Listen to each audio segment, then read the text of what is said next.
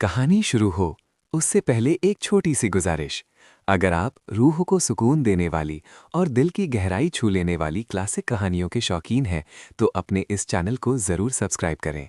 आपका सिर्फ एक क्लिक हमें और भी बेहतरीन कहानियां आप तक लाने की प्रेरणा देता है। हमारे अंग्रेजी दोस्त माने या ना माने, मैं तो यही कहूंगा कि गुल्ली डंडा सब खेलों का राजा है। अब भी कभी लड़कों को गुल्ली डंडा खेलते देखता हूं तो जी लोटपोट हो जाता है कि इनके साथ जाकर खेलने लगूं।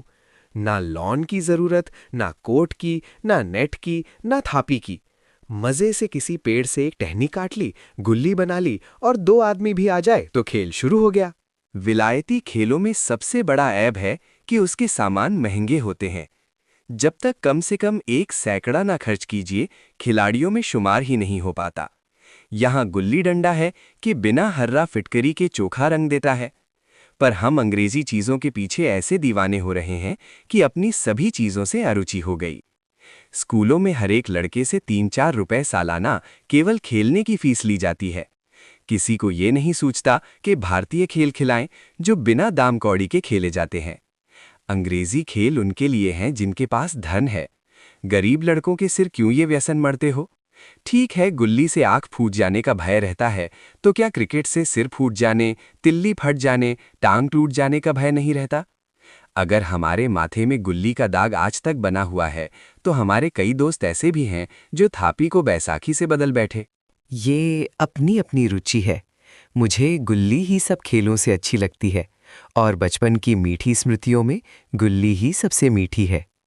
वो प्रातःकाल घर से निकल जाना, वो पेड़ पर चढ़कर टहनियाँ काटना और गुल्ली डंडे बनाना, वो उत्साह, वो खिलाड़ियों के जमघटे, वो पदाना और पदाना, वो लड़ाई झगड़े, वो सरल स्वभाव जिससे छूत अछूत अमीर गरीब का बिल्कुल भेद न रहता था, जिसमें अमीराना चोचलों की, प्रदर्शन की, अभिमान की गुंजाइश ही न थी। ये उसी वक्त भूलेगा जब घर वाले बिगड़ रहे हैं, पिताजी चौके पर बैठे वेग से रोटियों पर अपना क्रोध उतार रहे हैं, अम्मा की दौड़ केवल द्वार तक है, लेकिन उनकी विचारधारा में मेरा अंधकारमय भविष्य टूटी हुई नौका की तरह डगमगा रहा है। और मैं हूँ कि पदाने में मस्त हूँ, न नहाने की सुधि है न खाने की। गुल्ली है तो ज़रा सी, पर उसमें दुनिया भर की मिठाइयों की मिठास और तमाशों का आनंद भरा हुआ है। मेरे हमजोलियों में एक लड़का गया नाम का था। मुझसे 2-3 साल बड़ा होगा। दुबला, बंदरों की सी लंबी लंबी पतली पतली उंगलियां, बंदरों की सी चपलता, वही झल्लाहट। गुल्ली कैसी ही हो, पर इस तरह लपकता था जैसे छिपकली कीड़ों पर लपकती है। मालूम नहीं उसके माँ बाप थे या नहीं, कहाँ रहता था, क्या खाता था, पर था हमारे गुल्ली क्लब का चैंपियन। जिसकी तरफ वो आ जाए उसकी जीत निश्चित थी।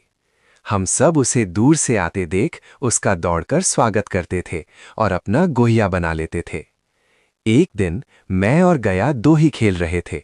वो पदा रहा था, मैं पद रहा था। मगर कुछ विचित्र बात है कि पदाने में हम दिन भर मस्त रह सकते हैं, पदना 1 मिनट का भी अखरता है। मैंने गला छुड़ाने के लिए सब चालें चली, जो ऐसे अवसर पर शास्त्र विहित ना होने पर भी क्षम्य है। लेकिन गया अपना दांव लिए बगैर मेरा पिंड ना छोड़ता था। जब तक मेरा अमरूद न दोगे, मैं दांव न दूंगा। मैं समझता था न्याय मेरी ओर है। आखिर मैंने किसी स्वार्थ से ही उसे अमरूद खिलाया होगा। कौन? मैं घर की ओर भागा। अनुनय विनय का कोई असर न हुआ था। गया ने मुझे दौड़कर पकड़ लिया और डंडा तानकर बोला, मेरा दांव देकर जाओ। पदाया तो बड़े बहादुर बन के, पदने के बेर क्यों भागे जाते हो? तुम दिन भर पदाओ तो मैं दिन भर पदता रहूं? हाँ, तुम्हें दिन भर पदना पड़ेगा। न खाने जाऊं न पीने जाऊं। हाँ, मेरा दांव दिए बिना कहीं नहीं जा सकते। मैं तुम्हारा गुलाम हूं। हाँ, मेरे गुलाम हो।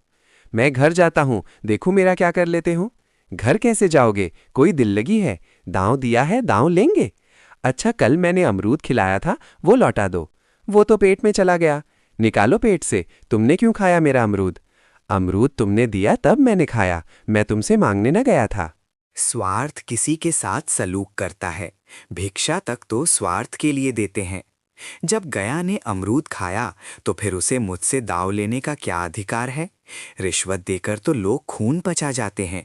ये मेरा अमरूद यों ही हजम कर जाएगा। अमरूद पैसे के 5 वाले थे, जो गया के बाप को भी नसीब न होंगे। ये सरासर अन्याय था। गया ने मुझे अपनी ओर खींचते हुए कहा, मेरा दाव देकर जाओ, अमरूद समरूद मैं नहीं जानता। मुझे न्याय का बल था। वो अन्याय पर डटा हुआ था। मैं हाथ छुड़ाकर भागना चाहता था। वो मुझे जाने ना देता। मैंने उसे गाली दी। उसने उससे कड़ी गाली दी, और गाली ही नहीं, एक चांटा जमा दिया। मैंने उसे दांत काट लिया। उसने मेरी पीठ पर डंडा जमा दिया। मैं रोने लगा। गया मेरे इस अस्त्र का मुकाबला न कर सका। मैंने तुरंत आंसू पोंछ डाले, डंडे की चोट भूल गया और हंसता हुआ घर जा पहुंचा। मैं थानेदार का लड़का एक नीच जात के लौंडे के हाथों पिट गया, ये मुझे उस समय भी अपमानजनक मालूम हुआ, लेकिन घर में किसी से शिकायत न की। उन्हीं दिनों पिताजी का वहां से तबादला हो गया। नई दुनिया देखने की खुशी में ऐसा फूला कि अपने हमजोलियों से बिछुड़ जाने का बिल्कुल दुख न हुआ। पिताजी दुखी थे, वो बड़ी आमदनी की जगह थी। अम्मा जी भी दुखी थीं, यहाँ सब चीज़ सस्ती थी और मोहल्ले की स्त्रियों से घराव सा हो गया था। लेकिन मैं सारे खुशी के फूलाना समाता था, लड़कों में जीत उड़ा रहा था। वहाँ ऐसे घर थोड़े ही होते हैं, ऐसे ऐसे ऊंचे घर हैं कि आसमान से बातें करते हैं। वहाँ के अंग्रेजी स्कूल में कोई मास्टर लड़कों को पीटे तो उसे जेल हो जाए। मेरे मित्रों की फैली हुई आंखें और चकित मुद्रा बतला रही थीं कि मुझसे उनकी निगाह में कितनी स्पर्धा हो रही थी। मानो कह रहे थे, तू भागवान हो भाई, जाओ, हमें तो इसी उजड़ ग्राम में जीना भी है और मरना भी। 20 साल गुजर गए।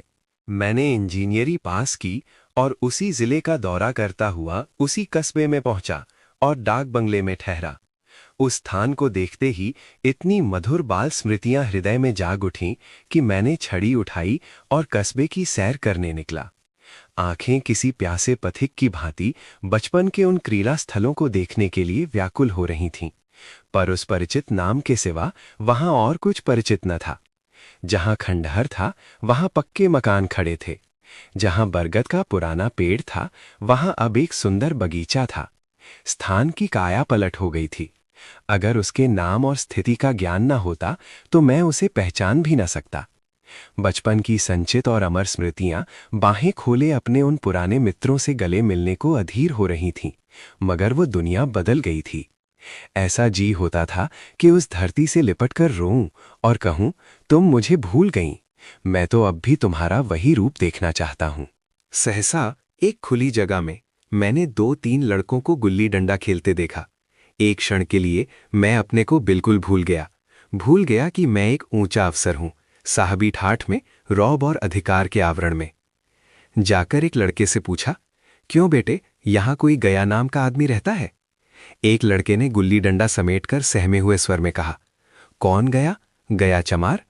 मैंने यूं ही कहा, हाँ वही, गया नाम का कोई आदमी है तो शायद वही हो। हाँ है तो सरा उसे बुला सकते हो? लड़का दौड़ता हुआ गया और एक क्षण में एक 5 हाथ के काले देव को साथ लिए आता दिखाई दिया। मैं दूर से ही पहचान गया। उसकी ओर लपकना चाहता था कि उसके गले लिपट जाऊं, पर कुछ सोचकर रह गया। बोला, कहो गया, मुझे पहचानते हो? गया ने झुककर सलाम किया। हाँ मालिक, भला पहचानूंगा क्यों नहीं। आप मज़े में हो? बहुत मज़े में। तुम अपनी कहो। डिप्टी साहब का साइस हूँ। मतई, मोहन, दुर्गा सब कहाँ हैं? कुछ खबर है? मतई तो मर गया, दुर्गा और मोहन दोनों डाकिया हो गए हैं। आप? मैं तो जिले का इंजीनियर हूँ। सरकार तो पहले ही बड़े ज़हीन थे। आप कभी गुल्ली डंडा खेलते हो? गया ने मेरी और प्रश्न भरी आंखों से देखा। अब गुल्ली डंडा क्या खेलूंगा सरकार, अब तो धंधे से छुट्टी नहीं मिलती। आओ आज हम तुम खेलें, तुम पदाना हम पदेंगे, तुम्हारा एक दाव हमारे ऊपर है, वो आज ले लो। बच्चों की रुचियां। गया बड़ी मुश्किल से राजी हुआ। वो ठहरा टके का मजदूर, मैं एक बड़ा अफसर। हमारा और उसका क्या जोड़। बेचारा झेंप रहा था, लेकिन मुझे भी कुछ कम झेंप न थी।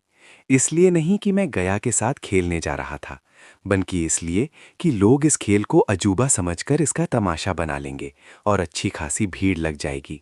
उस भीड़ में वो आनंद कहाँ रहेगा? पर खेले बगैर तो रहा नहीं जाता। आखिर निश्चय हुआ कि दोनों जने बस्ती से बहुत दूर खेलेंगे और बचपन की उस मिठाई को खूब रस ले लेकर खाएंगे। मैं गया को लेकर डाक बंगले पर आया और मोटर में बैठकर दोनों मैदान की ओर चले। साथ में कुल्हाड़ी ले ली। मैं गंभीर भाव धारण किए हुए था, लेकिन गया इसे अभी तक मजाक ही समझ रहा था। फिर भी उसके मुख पर उत्सुकता या आनंद का कोई चिन्ह न था। शायद वो हम दोनों में जो अंतर हो गया था, यही सोचने में मगन था। मैंने पूछा, तुम्हें कभी हमारी याद आती थी गया? सच कहना। गया झेंपता हुआ बोला, मैं आपको याद करता था हुजूर। किस लायक हूं मैं। आपके साथ बाग में कुछ दिन खेलना बिताना तो बड़ा सौभाग्य था, नहीं तो मेरी क्या गिनती। मैंने कुछ उदास होकर कहा, लेकिन मुझे तो बराबर तुम्हारी याद आती थी। तुम्हारा वो डंडा जो तुमने तान कर जमाया था, याद है ना?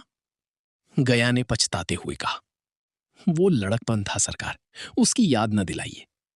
मैंने मुस्कुराते हुए आंखों में शरारत भरकर कहा, वाह, वो तो मेरे बाल जीवन की सबसे रसीली याद है। तुम्हारे उस डंडे में जो रस था, वो तो अब न आदर सम्मान में मिलता है, न धन में। इतनी देर में हम बस्ती से कोई 3 मील निकल आए। चारों तरफ सन्नाटा है। पश्चिम ओर कोसों तक भीमताल फैला हुआ है, जहां आकर हम किसी समय कमल पुष्प तोड़ ले जाते थे और उसकी झूमक बनाकर कानों में डाल लेते थे। जेठ की संध्या केसर में डूबी चली आ रही है। मैं लपक कर एक पेड़ पर चढ़ गया और एक टहनी काट लाया। चटपट गुल्ली डंडा बन गया। खेल शुरू हो गया। मैंने गुच्ची में गुल्ली रखकर उछाली। गुल्ली डया के सामने से निकल गई। उसने हाथ लपकाया जैसे मछली पकड़ रहा हो। गुल्ली उसके पीछे जाकर गिरी। ये वही गया है जिसके हाथों में गुल्ली जैसे आप ही आकर बैठ जाती थी। वो दाहिने बाएं कहीं हो, गुल्ली उसकी हथेली में ही पहुंचती थी। जैसे गुल्लियों पर वशीकरण डाल देता हो। नई गुल्ली, पुरानी गुल्ली, छोटी गुल्ली, बड़ी गुल्ली, नोकदार गुल्ली, सपाट गुल्ली, सभी उससे मिल जाती थीं। जैसे उसके हाथों में कोई चुंबक हो, गुल्लियों को खींच लेता हो। लेकिन आज गुल्ली को उससे वो प्रेम नहीं रहा। फिर तो मैंने पदाना शुरू किया। मैं तरह तरह की धांधलियां कर रहा था। अभ्यास की कसर बेमानी से पूरी कर रहा था। हुज्जामे पर भी डंडा खेले जाता था। हालांकि शास्त्र के अनुसार गया की बारी आनी चाहिए थी।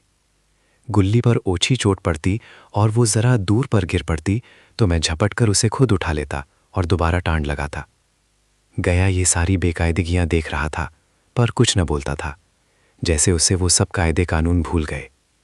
उसका निशाना कितना अचूक था। गुल्ली उसके हाथ से निकलकर टन से डंडे से आकर लगती थी। उसके हाथ से छूटकर उसका काम था डंडे से टकरा जाना, लेकिन आज वो गुल्ली डंडे में लगती ही नहीं। कभी दाहिने जाती है, कभी बाएं, कभी आगे, कभी पीछे। आध घंटे पदाने के बाद एक गुल्ली डंडे में आ लगी। मैंने धांधली की। गुल्ली डंडे में नहीं लगी, बिल्कुल पास से गई, लेकिन लगी नहीं। गया ने किसी प्रकार का असंतोष प्रकट नहीं किया। ना लगी होगी। डंडे में लगती तो क्या मैं बेईमानी करता? नहीं भैया, तुम भला बेईमानी करोगे? बचपन में मजाल था कि मैं ऐसा घपला करके जीता बचता। यही गया गर्दन पर चढ़ बैठता, लेकिन आज मैं उसे कितनी आसानी से धोखा दिए चला जाता था। गधा है, सारी बातें भूल गया। सहसा गुल्ली फिर डंडे से लगी और इतनी जोर से लगी जैसे बंदूक छूटी हो। इस प्रमाण के सामने अब किसी तरह की धांधली करने का साहस मुझे इस वक्त भी ना हो सका। लेकिन क्यों ना एक बार सबको झूठ बताने की चेष्टा करूं? मेरा हर्ज की क्या है? मान गया तो वाह वाह, नहीं 2-4 हाथ पदना ही तो पड़ेगा। अंधेरा का बहाना करके जल्दी से छुड़ा लूंगा, फिर कौन दांव देने आता है? गया ने विजय के उल्लास में कहा, लग गई, टन से बोली। मैंने अनजान बनने की चेष्टा करके कहा, तुमने लगते देखा? मैंने तो नहीं देखा। टन से बोली है सरकार। और जो किसी ईंट से टकरा गई हो? मेरे मुख से यह वाक्य उस समय कैसे निकला, इसका मुझे खुद आश्चर्य है।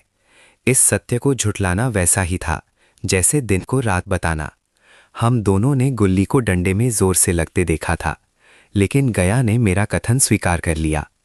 हाँ, किसी ईंट में ही लगी होगी। डंडे में लगती तो इतनी आवाज ना आती। मैंने फिर पदाना शुरू कर दिया, लेकिन इतनी प्रत्यक्ष धांधली कर लेने के बाद गया की सरलता पर मुझे दया आने लगी।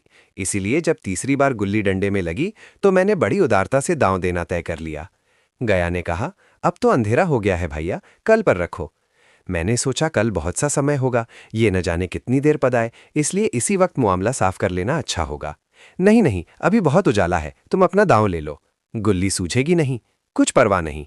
गया ने पदाना शुरू किया, पर उसे अब बिल्कुल अभ्यास न था। उसने 2 बार टांड लगाने का इरादा किया, पर दोनों ही बार हुच गया। 1 मिनट से कम में वो दांव खो बैठा। मैंने अपनी हृदय की विशालता का परिचय दिया। एक दांव और खेल लो, तुम तो पहले ही हाथ में हुज गए। नहीं भैया, अब अंधेरा हो गया, तुम्हारा अभ्यास छूट गया, कभी खेलते नहीं। खेलने का समय कहाँ मिलता है भैया। हम दोनों मोटर पर जा बैठे और चिराग जलते जलते पड़ाव पर पहुंच गए। गया चलते चलते बोला, कल यहाँ गुल्ली डंडा होगा, सभी पुराने खिलाड़ी खेलेंगे, तुम भी आओगे? जब तुम्हें फुर्सत हो तभी खिलाड़ियों को बुलाऊं।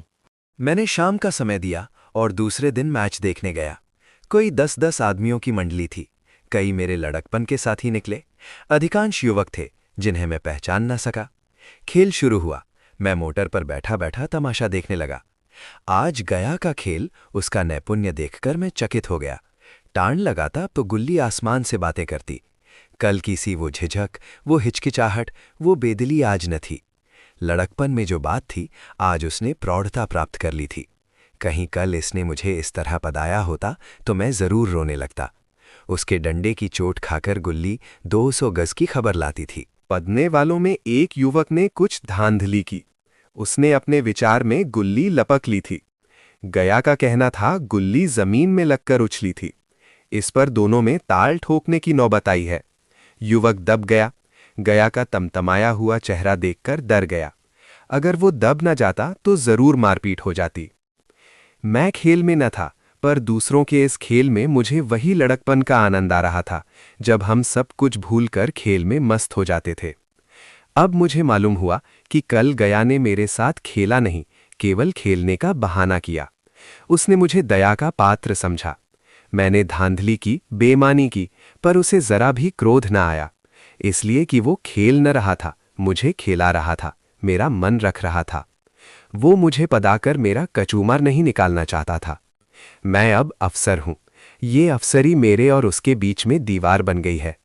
मैं अब उसका लिहाज पा सकता हूं, अदब पा सकता हूं, साहचर्य नहीं पा सकता। लड़कपन था तब मैं उसका समकक्ष था। ये पद पाकर अब मैं केवल उसकी दया योग्य हूं। वो मुझे अपना जोड़ नहीं समझता। वो बड़ा हो गया है, मैं छोटा हो गया हूं।